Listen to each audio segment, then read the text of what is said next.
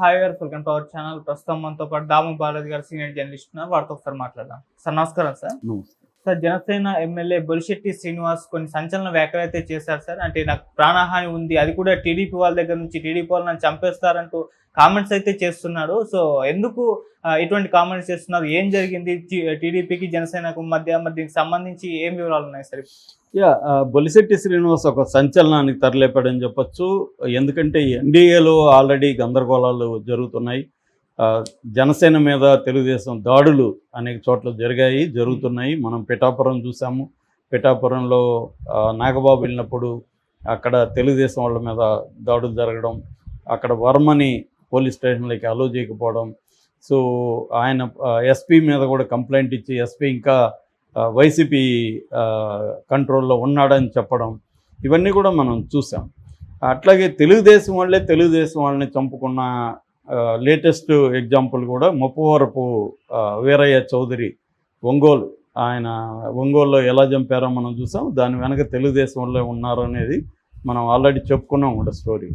అంటే ఎన్డీఏలో మామూలుగా ఏమవుతుందంటే ఒక 3 పార్టీలు కలిసి అధికారాన్ని పంచుకుంటున్నప్పుడు ఖచ్చితంగా ప్రాబ్లమ్స్ వస్తాయి. ఎందుకంటే తెలుగుదేశం వాళ్ళు గత 5 ఏళ్లుగా వైసీపీ వాళ్ళ దగ్గర దెబ్బలు తినడం ఇవన్నీ జరిగాయి. తెలుగుదేశంలోకి ఇండిపెండెంట్గా వాళ్ళకి 135 సీట్స్ రావడం, దానివల్ల వాళ్ళు ఆవురావురం ఉంటాడు, వనరుల్ని తినేయాలి, పదవులన్నీ తమకే ఉండాలి, గవర్నమెంట్ ఆఫీసులు అన్ని చోట్ల తమ పనులే జరగాలి, ఎక్కడ ఏ ప్రోగ్రాం జరిగినా తామే డామినెంట్గా ఉండాలి. ఇవన్నీ వాళ్ళకు ఉండడంలో ఆశ్చర్యం లేదు. ఎందుకంటే వాళ్ళకి ఇండిపెండెంట్గా 135 సీట్స్ రావడం అనేది. జనసేన తీసుకున్నదే 21 సీట్లు, అది 100% స్ట్రైక్ రేట్తో వచ్చింది. కనీసం ఒక 30 సీట్లు వచ్చి పైన ఉంటే తెలుగుదేశం జనసేన మీద ఆధారపడి ఉంటే జనసేనకు కొంత వెయిట్ పెరిగి ఉండేది. ఇప్పుడు ఏంటంటే ఏ రకంగానూ తెలుగుదేశం జనసేన మీద ఆధారపడి లేదు. ఓన్లీ చంద్రబాబుకి ఒక భయం ఉంది, ఒంటరిగా నేను మళ్ళీ జగన్ మీద గెలవలేను అని చంద్రబాబు జనసేన మీద డిపెండ్ అయి ఉన్నాడు తప్ప కేడర్కి ఆ ఫీలింగ్ లేదు. సో మనం ఎందుకు ఇతనికి ఎంత ఇంపార్టెన్స్ ఇవ్వాలి, పవన్ కళ్యాణ్కి, జనసేన వాళ్ళకి ఎందుకు ఇంపార్టెన్స్ ఇవ్వాలి అనేది వాళ్ళకు ఉంటుంది. జనసేన వాళ్ళు ఏంది, వాళ్ళకి 10 ఏళ్ళు పార్టీ పెట్టి 10 ఏళ్లలో వాళ్ళు ఫైట్ చేసుకుంటే ఇప్పుడు అధికారంకి వచ్చింది. అరే అధికారంలోకి వచ్చి మా నాయకుడు డిప్యూటీ సీఎం కనీసం మేము ఇక్కడ అధికారికంగా కార్యక్రమాల్లో కూడా పాల్గొనకపోతే మాకు ఇంకేం మర్యాద ఉంటుంది అన్నది వాళ్ళ పరిస్థితి. సో దీనివల్ల గొడవలు అనేవి అనేక చోట్ల అయితే జరుగుతున్నాయి. బట్ అవన్నీ అవుట్ ఆఫ్ కంట్రోల్ అయితే కాలేదు, ఇప్పటివరకు కంట్రోల్లోనే ఉన్నాయి. ఎందుకంటే ఎవరు కూడా అవుట్ ఆఫ్ కంట్రోల్లోకి వెళ్ళడానికి సాహసించే పరిస్థితి లేదు.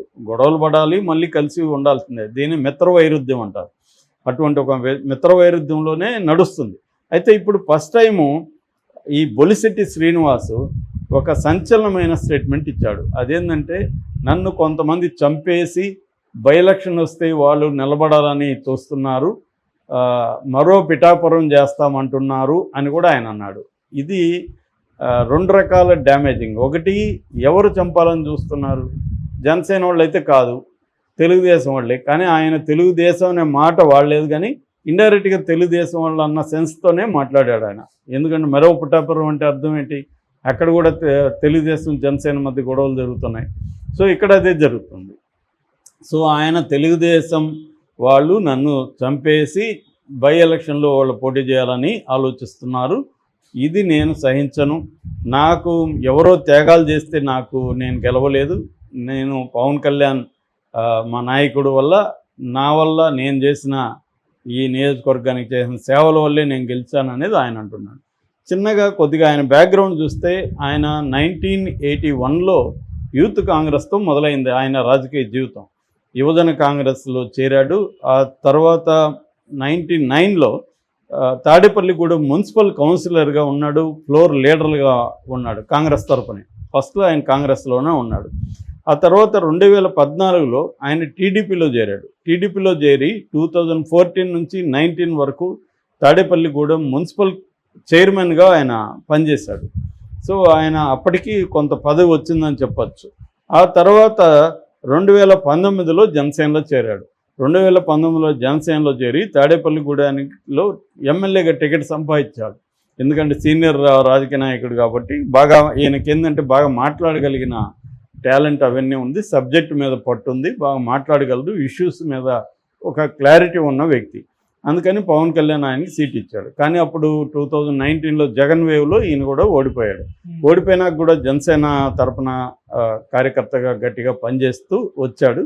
మళ్ళీ 2024లో ఆ సీట్ని ఎన్డీఏ జనసేనకి అప్పగించింది, జనసేన ఈయనకి ఇచ్చింది. దాంట్లో ఆయన సమీప ప్రత్యర్థి కుట్టు సత్యనారాయణ వైసీపీ ఆయన మీద దాదాపు 62,492 ఓట్ల మంచి మెజార్టీతో గెలిచాడు. సో ఇప్పుడు ఏంటంటే ఆయనకి 81 నుంచి రాజకీయాల్లో ఉన్నాడు. ఆ నియోజకవర్గాల్లో అనేక రకాల పదవులు చూశాడు, ప్రజలతో అనుబంధం ఉంది. ఇంకోటి కూడా ఆయన మనకి క్యాంపెయిన్ అప్పుడు ఆయన ఒక మాట అన్నాడు, నేను కానీ నా హామీలు నెరవేర్చలేకపోతే నేను రిజైన్ చేస్తానని కూడా అన్నాడు. సో ఇప్పుడు ఆయన కొన్ని హామీలు అయితే ఇచ్చున్నాడు డెవలప్మెంట్కి సంబంధించి వాటికి. దాన్ని నెరవేర్చాలంటే అధికారుల సహకారం కావాలి, ఈ ప్రభుత్వ సహకారం కావాలి. అది ఆయనకి దొరకట్లే. ఆయనకు అధికారులు ఈయన మాట వినట్లేదు, తెలుగుదేశం వాళ్ళ మాట వింటున్నారు. తర్వాత తెలుగుదేశం కేడర్ కానీ అక్కడ ఉన్న స్థానిక నాయకత్వం కానీ ఈయనకి సపోర్ట్ చేయట్లేదు. సో ఆ ఫ్రస్ట్రేషన్ అనేది కనిపిస్తుంది ఆయనలో. దాంతో కొంత బెదిరింపులు కూడా వచ్చినట్టుగా చెప్తున్నారు. ఎందుకంటే ఈయన కూడా స్ట్రాంగ్ వాయిస్ ఉన్న వ్యక్తి. సో అవతల వాళ్ళు ఫిజికల్గా బెదిరిస్తున్నారు, నీ సంగతి తేలుస్తాను, నువ్వేమనుకుంటున్నావు, బై ఎలక్షన్ వస్తుంది మేము అనుకుంటే ఇక్కడ అని. బై ఎలక్షన్ అంటే అర్థమేమి, ఆయన చనిపోతేనే కదా బై ఎలక్షన్ రావాలి, లేదా రిజైన్ చేస్తే రావాలి.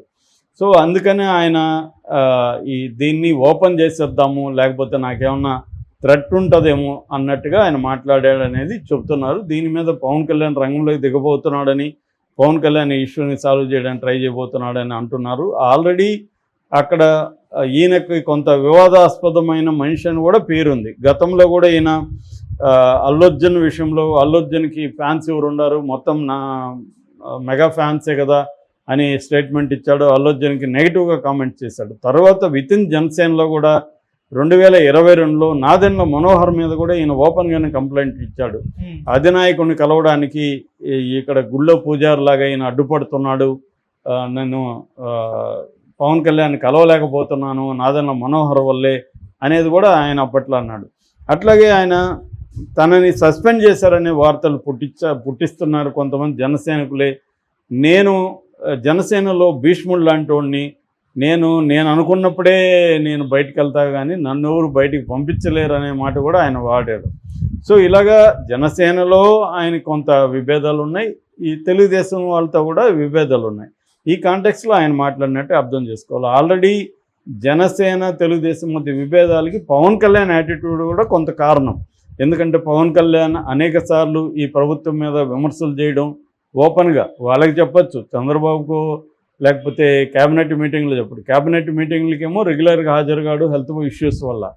కానీ బయట చెప్పడం, తిరుపతి విషయంలో కావచ్చు, లడ్డు కావచ్చు, తిరుపతి తొక్కిసలాట కావచ్చు, కాకినాడ పోర్టు కావచ్చు, తర్వాత లా అండ్ ఆర్డర్ విషయంలో ఎవరు అనితని మాట్లాడడం కావచ్చు, ఇలా అనేక విషయాల్లో చంద్రబాబుని విరుకును పెట్టే విధంగా ఆయన ఒక ప్రతిపక్ష నాయకుడిలాగా మాట్లాడడం అనేది ఇబ్బంది. అన్నిటికంటే కూడా అక్కడ వాళ్ళ 10 years అయిపోయి